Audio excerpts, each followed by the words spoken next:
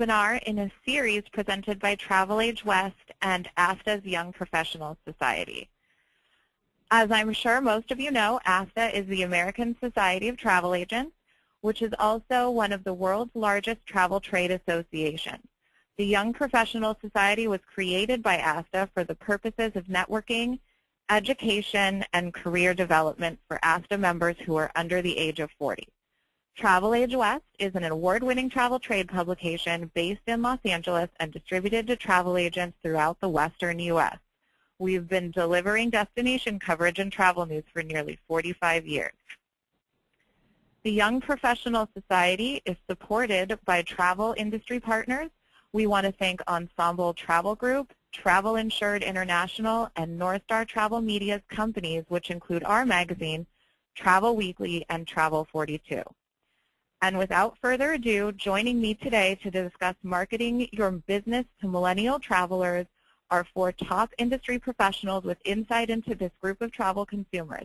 I would like to note that 2 of our panelists are also millennials as well as members of YPS. Please welcome Molly McCoy, Communication Manager for Atlas Travel. Molly is joining us live from Milford, Massachusetts. And Molly, could you tell us a bit about Atlas Travel and how you work with millennials? Sure. Hi, everyone. This is Molly. I am Communications Manager here at Atlas Travel, and we are probably more regarded as a travel management company. We do primarily business travel based on our overall company model, but we also have a meetings and incentives and a leisure travel division. So I'm going to be speaking to you today from that vantage point, but definitely honing in on how we work with our leisure travel agents and communicate to our leisure travelers through that department. And we obviously, like probably many of you on the call, are typically gearing our business towards an older, perhaps more affluent traveler, but we're obviously seeing that change. So we've taken advantage of a lot of social media, a lot of online initiatives, trying to basically set up our shop in the neighborhoods where the millennials are hanging out, for lack of a better term, and really try to speak on a level that can communicate the advantages of using a travel agency to that group of really peers for myself who don't completely understand that model and the advantages and perks of working with many of you on the call. So we've done a lot of stuff to kind of gear towards that, and that's a lot of what we're going to be talking about today. Great. Thanks, Molly. And next up, we have Ryan Fitzpatrick, Vice President of Marketing for Wet Travel. Ryan is joining us from St. Louis, Missouri. And Ryan, can you give us a brief description of Wet Travel and the group cruise and how you work with millennials? Yeah, hello everyone. Wet Travel is a travel agency that focuses primarily on young professional group destination trips. Most of our clientele is from the age range of about 25 to 40. So most of that falls into the millennial group. Our main project is a chartered theme cruise called the Groove Cruise, which is the world's largest floating dance music festival. It's very much tailored towards, again, that young professional, a jet-setting, trendy young professional that enjoys electronic music. We're also in the process of expanding to a couple of different themes or genres of music that go after the same demographic, just different music types. We use a lot of our main focus on acquiring these customers is done through social media, which we'll speak a little bit more about later, how that's kind of a main difference between the millennials and some of the older generations that aren't accessible through these means of communication. Great. Thanks so much, Ryan. And next we have Steve Lima, U.S. Marketing Manager for G Adventures. Steve is joining us live from Providence, Rhode Island. And Steve, could you tell us a little bit about how G Adventures works with millennials? Sure. And hello, everyone. We actually are a adventure travel partner. And we obviously appeal to many different types of age levels, including the millennials, but as well as the older demographic as well.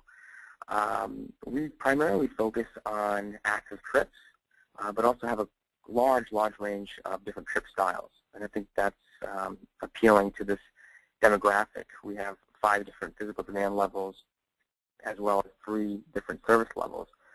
So these passengers could potentially travel anywhere in the world, kind of cater to their likes and their interests. So we appeal to these passengers primarily through social media and online engagements. And I'll talk a little bit more about some of the online contests that have been really successful for us in the last few months. Great, thank you. And finally, we have Michelle Murray, Director of Sales and Marketing for Kentucky. Michelle is joining us live from Orange County. And Michelle, can you share a bit about what Kentucky does to work with millennials? Sure. Hello, everybody. So with Kentucky, we have 2 primary markets. We have the students and young professionals, so we're hitting the millennials nearly all the time with everything that we do. And this is a finicky group, right? So we use quite a bit of touch points to hit them, including out-of-home, digital media, video, work with bloggers. Social media, of course, is quite huge for us. Email, contests, sweepstakes, and partnerships. With this group, our goal is to inspire them. This is kind of that me generation that's all about them. So we use these different touch points to basically solve their problems and their challenges and help them find the trips that are right for them. With our product, we have 2 different kinds. We do multi-country, and then we have regional trips, and they're a bit different, so we help them sort out which one is going to fit their taste most. And this webinar being on social media, we'll talk about some of the different campaigns that we do to accomplish overcoming their objectives and inspiring them to travel. Great. Thanks, everyone, and welcome. Before we get started, I just wanted to remind everyone that we'll be taking questions later in the webinar. So as you listen, feel free to use the tool at the bottom of your screen to submit written questions to us, and we'll collect those and do our best to answer them a little later. I have YPS member Jason Coleman here to help me pick the best questions. So let's get started. First and foremost, let's talk about who the millennials and Gen Y are and some of their behaviors when it comes to travel. Probably most importantly, we need to understand that the millennials and Generation Y are the same demographic, consumers ages 18 to 34. Focusrite, a division of North Star, has recently released their U.S. Consumer Travel Report 5th edition. And interestingly, millennials now represent more than 1/3, 37% of the U.S. adult traveling population. Millennials also have a relatively high incidence of travel compared to older groups. They take just about 3 leisure trips per year. Of them are 3 nights or shorter and are between 4 and 6 nights, 7 to 13 nights, and 14 nights that are longer. More than 1/3 will travel internationally at least once every year, compared to only 27% across older age groups. They spend almost $3,000 annually on leisure travel, and similar to all other age groups, millennials are most likely to travel with one other adult or as a couple. And notably, this younger age group is extremely likely to travel alone as well, with 42% doing so within the past year compared to 28% of older age groups. 77% of millennials will research destinations online via their desktop or mobile web, and 82% will shop for travel products such as hotels and flights via these online channels. Millennials are more than twice as likely to shop for travel products via smartphone and at 22% versus older consumers at 9%.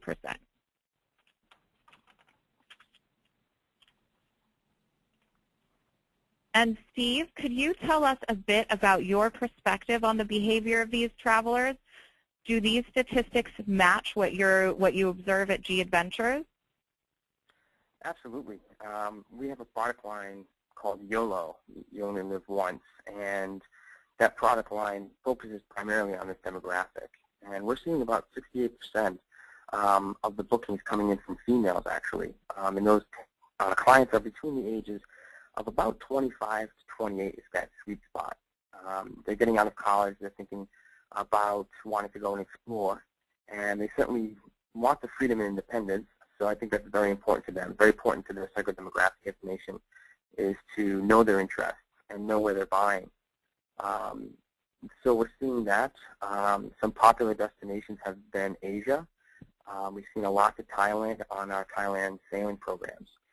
So yeah, these stats definitely line up with what we're seeing. And we're seeing about a third of our passengers in the United States booking onto the YOLO product, as well as some of our active trips.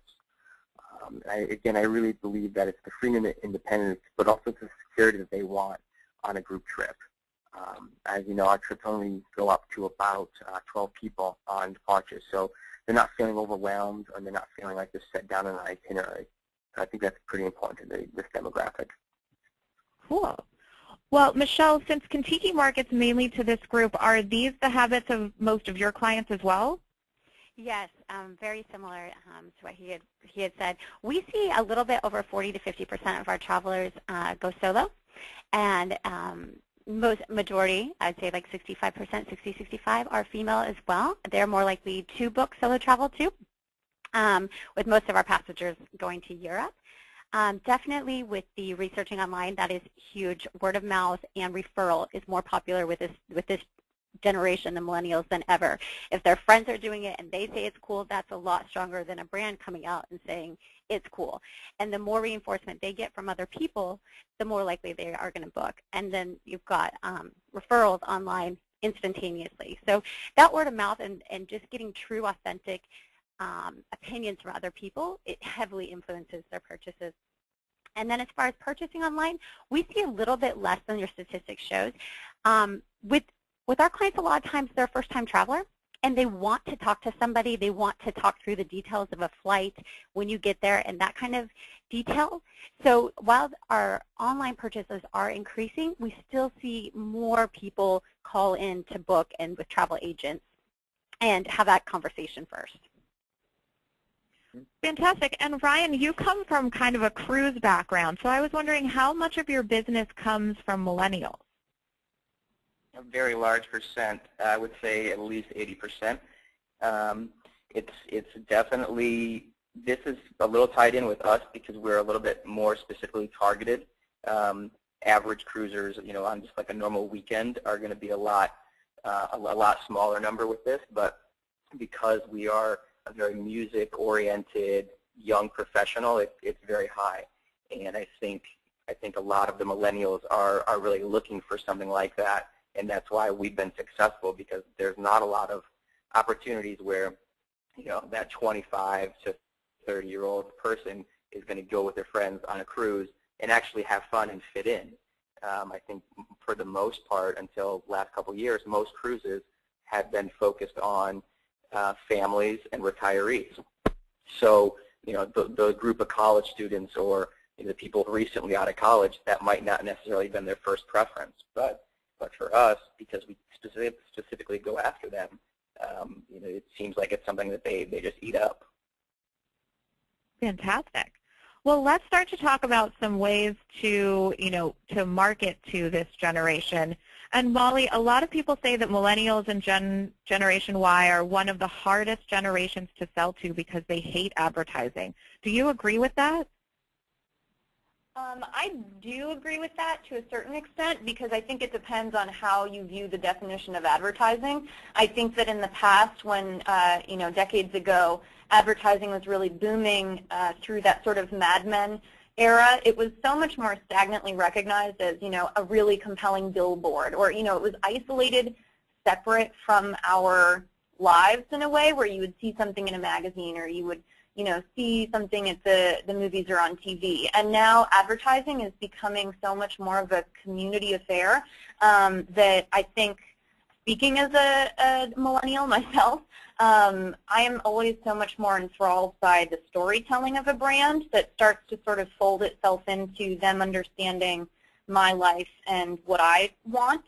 So I think that it's not about hating advertising, but I think the best advertising nowadays is the advertising that sneakily doesn't look like conventional advertising, but it is. I mean, for all intents and purposes, it's just a changing vocabulary around what that process is and how it sort of manifests in the consumer's line of vision. But I think it's fair to say that we don't like the sort of shove a message down your throat and you have to just sort of deal with it or walk away. It's so much more about the conversation back and forth and developing, amazingly, a relationship with the brand. And I think that travel agents especially are in such a unique and advantageous opportunity with this, because so often, especially when you're an independent agent, you are selling yourself. You're selling your experiences. You're talking about your travels that are all engaging your consumer with wanting to do business with you as a person, which I think is a totally new way of thinking about it, but much to the advantage of the travel industry if you can find the right ways of doing it. Interesting. And how do you, Molly, how do you think millennials like to be marketed to? How do you personally reach out to this generation? Well, we're starting, this past year I was hired at Atlas Travel to really spearhead our social media marketing and campaigns. And so a lot of last year was spent purely setting up shop on a lot of these different sites. As an overall company, we have different divisions with different audiences, and I think it's hugely important to recognize first and foremost who is your audience and where do they hang out. Whenever I think of creating a profile on a social media site, I think of setting up shop in somebody's neighborhood, and you want to make sure that the people that you want to do business with are hanging out in that neighborhood, and that it's the most appropriate place for you to be. I think there are a lot of sort of, I got to have the sort of poo-poo platter of social media, that there is some advantage of being where people expect you to be nowadays, but you also want to make sure it's appropriate for the culture of your brand. So I know that in order to reach out to millennials specifically, we started with much more of a presence on places like Facebook and Twitter to start to gain some brand recognition, to start to act as a curator of content for different kinds of trips, targeting this generation, which I'm sure we're going to continue to talk about. Some of my colleagues on the phone have, clearly marketed specifically to that with the sort of music culture, dance culture, adventure travel, things like that. And because we're more of a conventional travel agency where we kind of do a little bit of everything, it's been interesting for us at Atlas to sort of hone in on some of those content opportunities and partner with vendors that offer things like G-Adventures, for example, to help bring those opportunities to the fore as a curator of content ourselves. Fantastic. I think that's really great advice. Ryan, sometimes it's commonly perceived that this generation is permanently attached to their mobile devices, be it a cell phone, a tablet, new Google glasses. How important is mobile to your business? Oh, it's huge, and I would say, being a millennial myself, I'm guilty of that. I have 2 cell phones. I have a MacBook Pro, MacBook Air, MacBook Pro, an iPad. I'm always locked in on something. There many times I'll be on my computer and on the phone. Like, I'll catch myself checking something twice, like doing it on both platforms, and I'm not alone. And it's we grew up with a different accessibility to all this technology. And like she had said about setting up shop in your customer's neighborhood is very true. A lot of the older demographics, they want to actually do face-to-face business, or they want to pick up that phone and speak with you. Well, a lot of these younger generations, they don't. They want to send a text or an email or a Facebook message or a tweet. And so communication is totally different. And because there's all of these different communication styles, you have to adapt. And we have our text messaging list.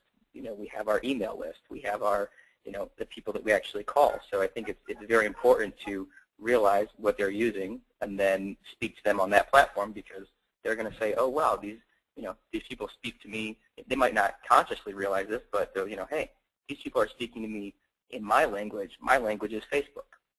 Or they're speaking to me in my language. It's Twitter, or it's text messaging. And I feel like you're going to have a lot higher response rate if you speak to them in their slang or their communication method. It's a lot more important than the traditional ways. Right, I totally agree. And Molly, I know that mobile is really emerging for you and your company. Do you want to speak about how Atlas Travel uses mobile? Sure. We're actually starting to work more with mobile. It's definitely new for us in terms of trying to reach out to our travelers because we do have a stereotypically older demographic. So we're trying to sort of blend in what would be workable for an older generation. I mean, I know grandmas that are on iPhones and iPads, so I don't think it's always an age thing, but certainly the much higher adoption rate for those who are native to those platforms. And I think I actually yesterday pulled some interesting analytics just about the mobile referrals to just our website, which we don't even point to as much because we've now developed all of these sort of sub-communities on other places like Facebook where it can sometimes be almost a closed community. It's hard to get people to move from your website to, from those places to your website sometimes. But I did a poll on analytics from January to April from last year in 2012 and the January to April analytics of this year. And our referral to our website on mobile, including tablets, was up 72%. And there were some other interesting analytics surrounding that in terms of the, tens and tens and tens of percentages up on people using iPhones and iPads to access our site. So we clearly see that as something we need to start taking advantage of.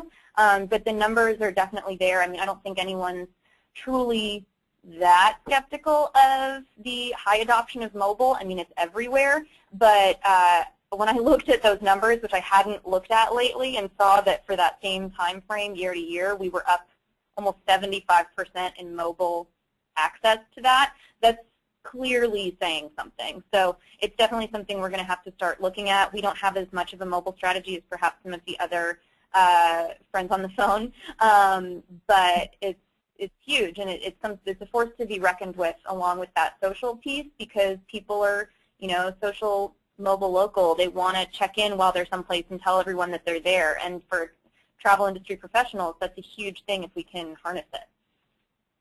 Wow, those are some pretty amazing statistics. Steve, can you tell us how G Adventures uses direct mail, mobile, social media, and what type of a response you get? Absolutely. We're really active in online with social media. We have over, I think, 570,000 fans on Facebook and a ton more on Twitter. We do a lot, actually, beyond our product. And I think this demographic researches product very much so. And I think everybody on the line, our colleagues here, have amazing trips. I think it's kind of table stakes to get into the market. And I feel that we have to probably promote something beyond just the trips and just how amazing they run. We can all do that. So I feel that our product kind of transcends travel a bit, and we have a bit of purpose mixed in there. It's very important to us to add that level of purpose. And one of the most successful things that we're doing in terms of marketing to this demographic is our new project called the G Project. And it's a website called thisisyourplanet.com. Where we're actually trying to get agents, partners, the millennials, every single person out there to engage on this site to present an idea that essentially will change the world. Present an idea, and then that idea will then be voted upon, and someone will actually win $25,000 in funding. We've got some great judges who are actually judging on them. And there's been so much interaction on this site from a mobile standpoint to online, purely just by engaging. And again, it's not selling travel. It's just trying to showcase how travel and travelers can truly save the world by getting out there, exploring, and seeing these cultures and engaging with them. So I believe that we do a good job of getting out there socially, beyond just dropping mail and emails, because again, some of that's table stakes. Last night we actually hosted an event right by NYU, and within 4 days we had over 170 people registered for the event. So it's beyond, pay-per-click or SEO. It actually truly is engaging them directly via different events or even different social campaigns. And I think it's important also to work with partners. We saw a huge number of participants entering into our contest with Air New Zealand a few weeks ago. We received over 30,000 new emails into our database purely from the contest, and it was running for about 6 weeks. So these clients definitely engage with one another, and I feel that they're buying from who their peers buy from, not so much the product themselves. So I think it's important to engage on those levels as well. Interesting. Michelle, how does Kentucky use these methods, and do you use similar methods and have similar success rates? Definitely. We are quite similar in the way that we go after the millennials. And like Steve said, I think the way we look at it is it's more than a product. And for us, what we also emphasize is just the quality of life and how enriching travel is for this generation and how they gain culture and experience, and that makes them more primed for the career world and just to live a full life. So we really push for that, and we showcase how travel is a piece of that lifestyle. And we use that. Video is very great for this. To see it with an intangible product, to be able to see these people like them, enjoying themselves, exploring, having the time of their life, learning and growing is very inspiring, and that hits home. And also, like we talked about, the word of mouth and seeing your friends do that and being able to relate to these people is very important. We also use mobile in not only for the research process and for campaigns, but also as a service piece. So we launched a app called Shout not too long ago, and what it enables our consumers to do is to connect on tour. They have their own timeline for each individual departure, and they can upload photos, and they can connect to each other and share posts and all that kind of stuff. So that experience lives on, and it continues to nurture the friendships that they develop on tour, and they start to actually meet the people before they leave, and they connect after, and that adds to a more enriching experience for them as well. Great. So moving on, I kind of wanted to get a little bit more in-depth into social media, and you know, now there's way more than Facebook these days. There's Pinterest, there's Google+, there's Instagram, Tumblr, YouTube. So Ryan, what social media sites do you use for business, and how do you use them? So we are pretty much on every platform. We do Facebook, Twitter, Instagram, Pinterest, Google+. We have our own blog, and really our main focus is have your message, which our message is, for us, is that we are, you know, the leading provider in group destination travel for people that love electronic music and want to go on cruises. So kind of like, I'm not sure who it was, but touched on it of, you know, for our, you know, advertising purposes, it's not about pushing a message down their throat. It's showing these people and making them believe that you're the expert. So with all of these platforms, you have the opportunity to do that. So our content is very much to try to make them think that we're the expert, but doing it through stories and testimonials and pictures and videos and just being relevant. If you're always there posting videos and music clips and whatever, people are going to say, oh, wow, those guys over at Groove Cruise and Wet Travel, you know, they really know their stuff. They're always on top of all of this. The same for anybody else out there. Whatever your specialty is, if you're always posting and you know, in front of these customers, then you're going to be their expert, and they're going to be much more prone to be doing business with you. You know, we have, between all of those platforms, we've got over 75,000 friends, fans, and followers. And you know, that you can't really put a price tag on that. We don't advertise. We don't do paid advertising. It's all social media driven, and you know, it's proven to be very successful with us because the younger generation now, for example, if I have a company that I come across or something, a lot of times if I'm on the computer, I'll go to Facebook and look at their fan page before I'll even go to their website.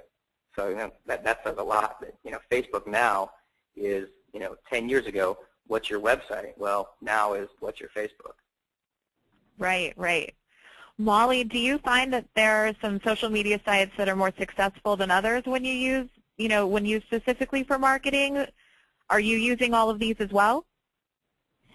We're currently on all of them except for Instagram. I love Instagram and personally think has huge potential, like Ryan was talking about. So I'd like to actually see us get more into that. We're currently on pretty much all of the other major sites, and again, some of those are geared more towards leisure, and then we're even on some things with company pages like LinkedIn and Google+, more on our corporate side, more marketing message geared and a little less about the community engagement.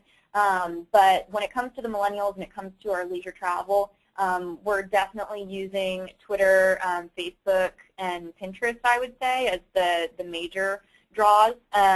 I think that Ryan made some really good points just now about the, connecting to your travelers and showing that you know what you're talking about. I think on any of these sites, my sort of go-to 3 rules are authenticity, transparency, and consistency, which is a lot of C's. But people like doing business with people they know and trust. So being authentically you will attract the people that want to do business with you. And it's these kind of platforms where you can have a really transparent, this is me talking kind of conversation. And I think someone else on the call made a good point. I think perhaps G Adventures about linking your in-person, live, on-the-ground presence with your social media presence, because then you personalize that beyond just being a logo. I mean, again, for all of the independent agents on the call who you're promoting yourself and your travels all the time, there's a huge opportunity on any of these sites to have a real transparency that it's you on the other end of it. Quite frankly, sometimes working from a communications point of view here at a larger agency with representing so many agents simultaneously, it can be difficult sometimes because at the end of the day, I'm not the travel agent, which can be kind of a handicap because when it comes to Twitter and things like that, I don't have a quick answer for all of the travel questions in the way that our agents would. So we're working to empower them to become more involved in that on a real-time basis. But I've seen a tremendous success on Twitter when we have become a member of a community of, for example, travel bloggers and travel videographers and people. There's a huge community of travel enthusiasts in one way or the other who are online and have taken advantage of the travel blogging as a way of life to do what they love to do and write about it. And they're a great wealth of information if you want to engage and sort of curate content for your listeners and show yourself as an expert within a field. It's not always about you. It's the social media cocktail party mentality of, the person that comes in and only talks about themselves, no one really wants to talk to. But if you come in and you ask questions and you're supporting a conversation around a shared topic that everyone's interested in, they're more likely to want to learn more about you in the long run and do business with you because you're appearing more as a friend and a colleague and a collaborator, which I think is huge to this generation of consumers. I think that's really good advice. Now, moving on, let's talk about some tips and tricks and ways that travel agents and suppliers can successfully reach this generation. Steve, are there differences within this generation of how well various age groups respond to certain types of marketing? I believe so. I believe it is obviously a very social driven marketplace in this demographic. But I would actually say a lot of our travelers are influenced by video. And now we've got video that's easily shared on our YouTube page. And I've seen some amazing video from our partners as well as Tiki. I think the agents need to be able to leverage these things and get that out there. I know when I was booking my honeymoon, we actually went to a travel agency, and she really listened to my wife and I as to how we wanted to travel. I wanted active exploration, and my wife wanted relaxation. Two different sides of the spectrum, obviously, but she actually suggested Costa Rica, and it was perfect because we had zip lining, but we also had Guanacaste for the beaches. And it was really cool. She was constantly sending me updates and information about Costa Rica and where I could zip line and the different national parks. And then she started to send some videos, and she stuck out completely from what I've seen in the past from other agencies. And I really tip my hat to her for thinking outside the box. And it wasn't just a video about Costa Rica. She was actually sending me clips from different vendors and stuff. So in the end, we obviously traveled through her, but we went to a resort. But truly standing out and knowing that customer and what their wants and needs are will allow you guys as agents to really stand out and capture that sale.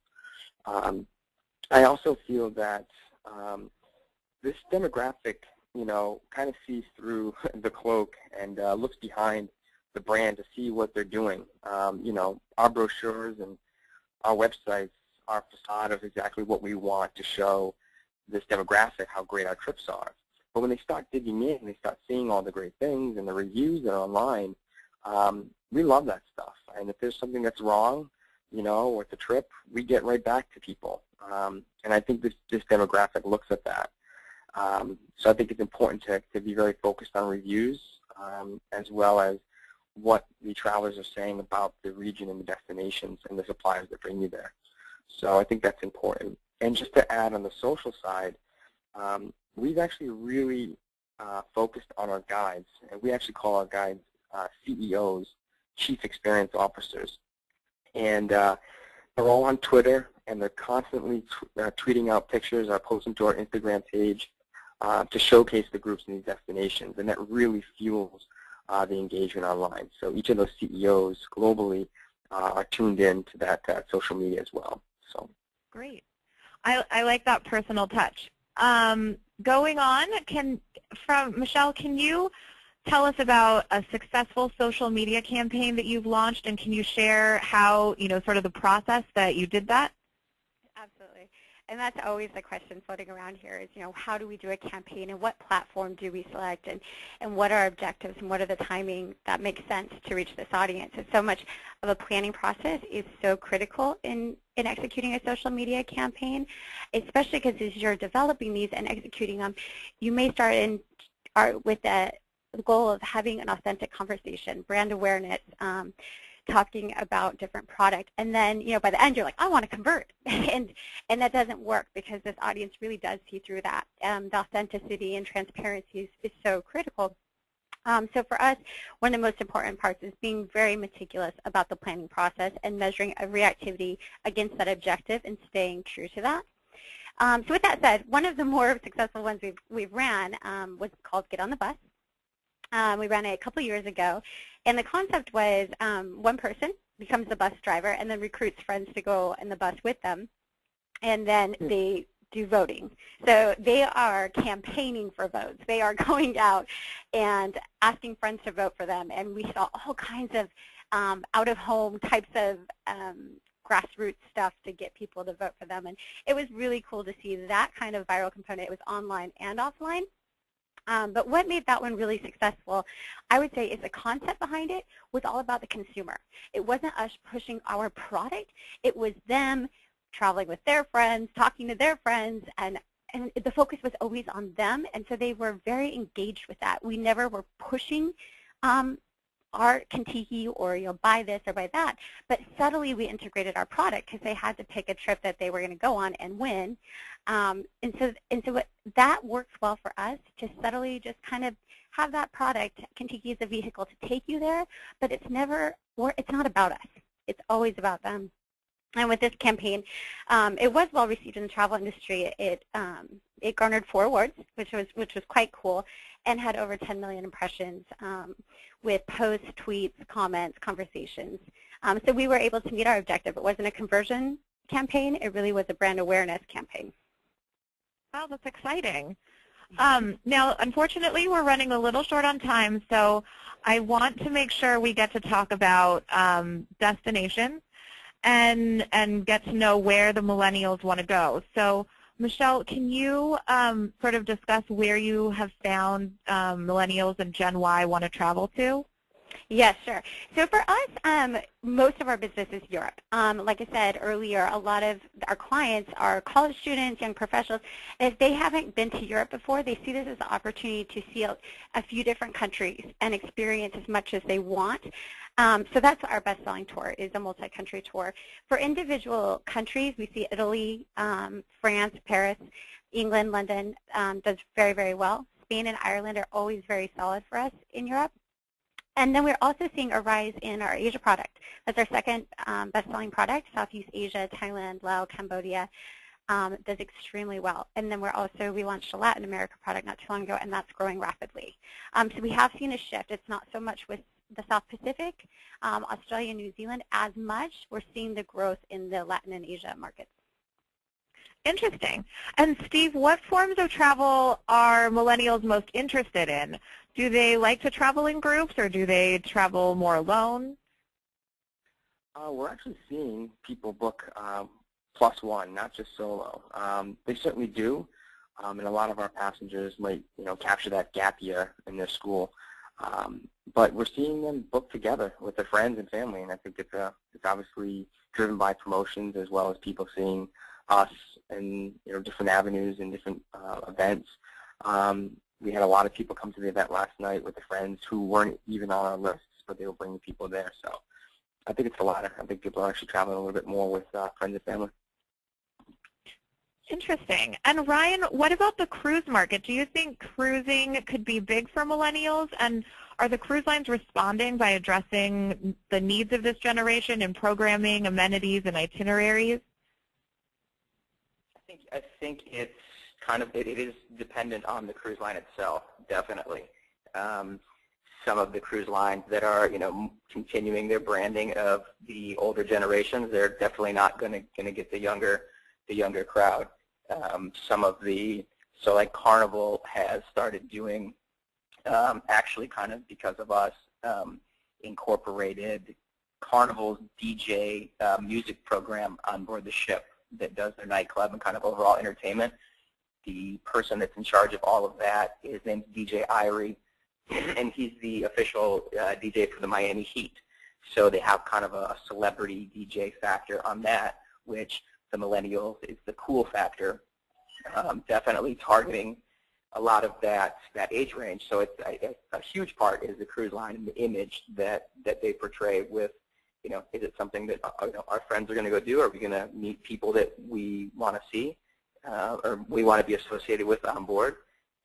Kind of a side note that somebody mentioned with traveling solo, I think it's very cool that our generation has a lot more solo travelers with the ability to go out and meet all of these other people, just like-minded individuals, where it's a new freedom that I think this generation has as opposed to some of the previous I just went to Greece last week, and I went by myself and had an amazing time. So I think that's something very cool with the social integration of it's kind of an empowered ability to travel and be okay doing it. That's really cool. Steve, what tours are most popular with this age group, do you think? I believe someone had said it earlier. I believe it might have been Molly. We're really seeing a lot of people in Central and South America as well as Asia. We're seeing a ton of Thailand.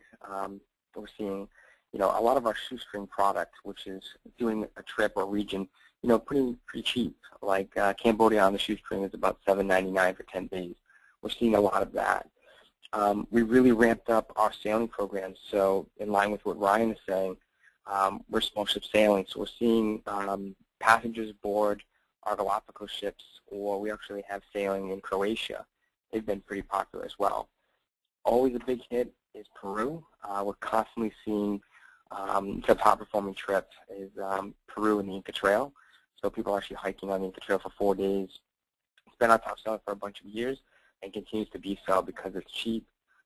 Outbound American travelers can stay within the same time zone, and flights into Lima are quite cheap. So I would say right now it's a big focus around Asia as well as Latin America, and really seeing that niche product is starting to come out a little bit. We're seeing different destinations like Croatia sailing and stuff like that too. And Molly, would you agree, is that the same sort of destination growth that you've seen in these locations? Definitely. Again, we kind of see both sides of the tracks here, and also speaking with friends my age who are searching for trips and who are considering using a travel agent.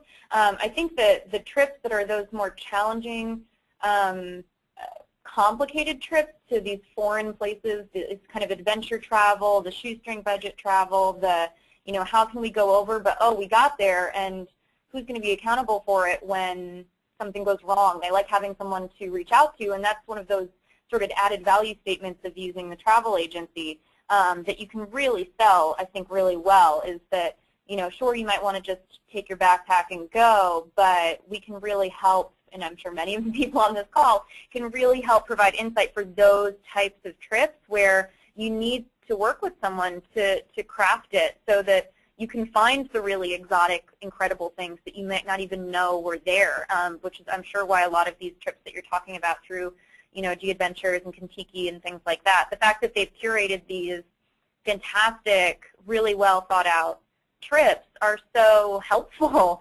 And if you can kind of position it as such, that's a huge advantage to showcase why you should do it through someone like them or us and not just kind of show up and hope you get to the right elephant trail, So I think that that's a huge help in many ways when you have someone who can take responsibility for it too.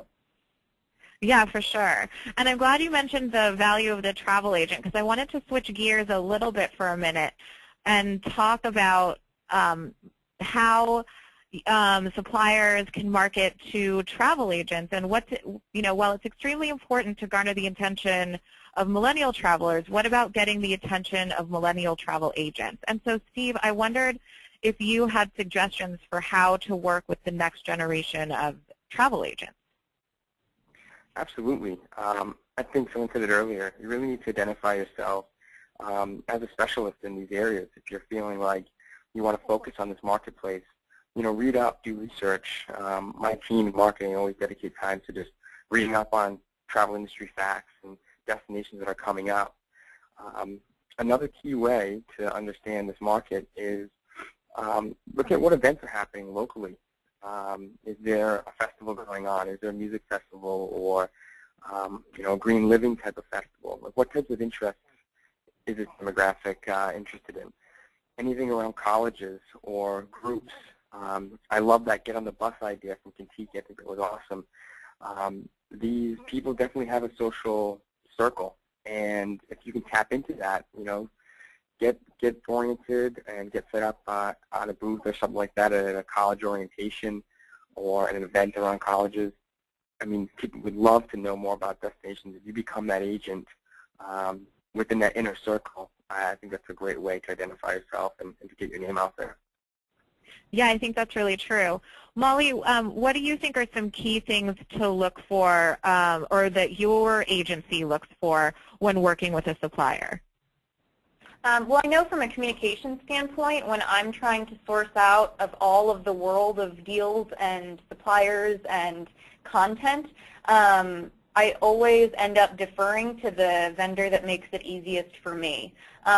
So when a vendor supplies really compelling content, even if that's just a really well-designed flyer or something like that that we can repurpose.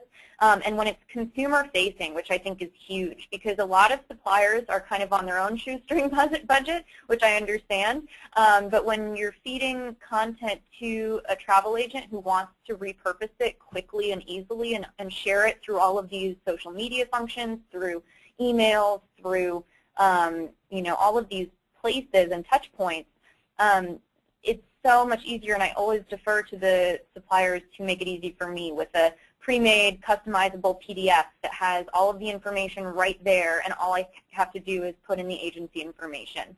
Or, the suppliers that send me an email saying, this is our deal, that's great when I'm talking, if one of our agents is talking directly to a consumer sitting in front of them, they can explain what that means. But more often than not, we're trying to be the advertiser for those suppliers. And whenever it can be a kind of one-stop shop of content and, really making us the sort of vehicle for it, it makes our jobs a lot easier. I'm just speaking for Atlas in this situation, and again, this is coming from a larger agency, but I have to think that for the smaller independent agents too, you clearly don't have a graphics team sitting behind you to help give that kind of support. So I think whatever the vendors can do to kind of auto-supply that makes it easier to sell them for sure. Yeah, those are some really good points. So now we're going to move on to questions. We have a couple of minutes. And I just wanted to remind everybody that if you haven't submitted a question, it's not too late. Just use the tool at the bottom of your screen. And so the first one we have is directed to Ryan. And we're asking, do you think millennials are more attracted to theme cruises, such as music bands, as opposed to marketing cruises in general? What do you mean marketing cruises? You mean, do they mean just like a normal weekend cruise? Yeah, just cruises, weekend cruises in general. I would think that, I don't know, based on our experience, that's why we're so successful, is that they like the theme cruise.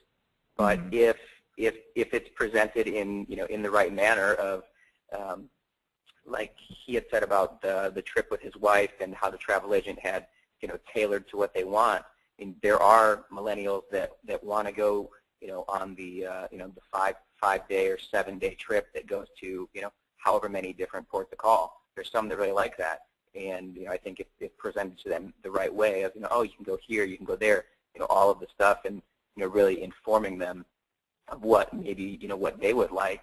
I think it's it's individual to each customer on what they want to do and their purpose for going. Great.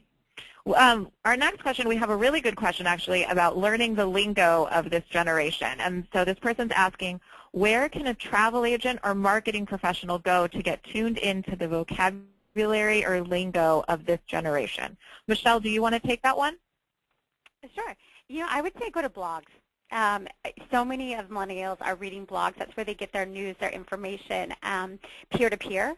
And that lingo is just threaded throughout everything they say and do. So if you want to make it so it's more within the industry, go to the travel blogs that young writers are and bloggers are traveling the world, and so we can still stay in the industry and focus on travel. But any kind of blogs, even if you were to go to a fashion one or design or anything, you'll pick up on it. And I would note, though, that it's probably better to be a little conservative on that and not go overboard and jump in with heavy lingo, because it will look like it's trying too hard a little bit. But kind of understanding the way they talk will definitely go a long way to furthering the conversation. Fantastic. And our next question is, several of you talked about building a relationship. So at what time in the relationship do you literally ask for the sale? Ryan, do you want to take that one? I don't know that we directly do. We give a call to action when we're indirectly marketing it, but we don't. Our generation doesn't want to be sold, so I think we put it out there. We give them everything, and we can steer them to make the purchase, but we directly don't. Hey, so are you going to buy from us? There's no direct pressure sale, because that's the last thing the millennials want, is to feel like they're being sold. So it's more focusing on selling them on everything else and making it so that they just inherently want to buy it from you. Great. Yep. And the next question. So specifically with regards to social media, how long after posting all of the time does it take for people to come to you and book a trip? Steve, do you want to take that one? Yeah, I think it depends. There's not. I wish there was the social media 8-ball out there, but it really depends. I mean, we've seen our systems are pretty tied in, and we're seeing at least 6 to 7 sessions on our site. People checking out pages, information, maybe hitting up our blog before they're converting. And that's always going to range. If someone sees a promotion, they might actually convert a little bit quicker. But for example, Air New Zealand, like I said, we did a great contest with them where we were giving away a trip to New Zealand. From those 30,000 email addresses, we immediately started to email out. And a good percentage of them converted within the first month. And they actually didn't convert in Australia or New Zealand. It was more other trips around destinations. We're typically seeing 34 to about 50 days out is when they're booking. That's the time frame that we're seeing. So 45 days if you want to be kind of on the average. So about a month and a half. Right. Wow. And we have time for one more question.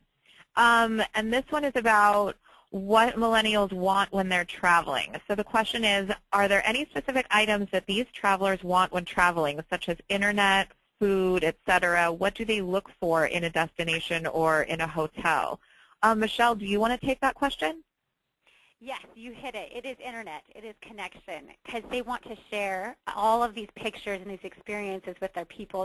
Anything that gives them social credibility, right? They want to share it with the world. And so if they have to wait till they get home, that's a nuisance to them. So they want internet access, complimentary if possible, the best service. They want to be able to upload on the Contiki Coach, all of that. And that's actually changing our product as well, because we are adapting to this, recognizing that they want to be able to charge their phones and their iPads and everything else on the go, and they want instant access to that. So definitely anything that keeps them connected to the web is critical. Fantastic, and that sounds pretty much true. So that's unfortunately all the time we have. I would like to take this opportunity to thank all of our panelists today and for all of the great tips that they've given us. I'd also like to say a big thank you to Asta and Asta's YPS for helping to facilitate this webinar. Don't forget that YPS has a big event coming up in May when the organization will be taking members to Guatemala for a 5-day retreat. YPS members can sign up at the website on your screen, and don't forget the deadline to register is April 30th. And we'll be back on Tuesday, June 11th for our next co-branded webinar with YPS on best practices in turning social networking into profit. Once again, a special thank you to the YPS sponsors for recognizing that young professionals are the future of the healthy travel industry. Sarah, are there any last words from Asta? Yeah, I just want to say thank you again to all the panelists that were on the call today. And I do want to let all of our attendees know that this webinar was being recorded. So if you'd like to listen to the presentation again, it will be available at asta.org/videos and at travelagewest.com. And it typically is available within 3 to 4 days. And again, I just want to give a big thank you to Jason, Janine, Molly, Ryan, Steve, Michelle, and all of our attendees who've joined us for today's webinar. Otherwise, this should conclude today's presentation. We hope everyone has a wonderful afternoon. Thank you. Thank you.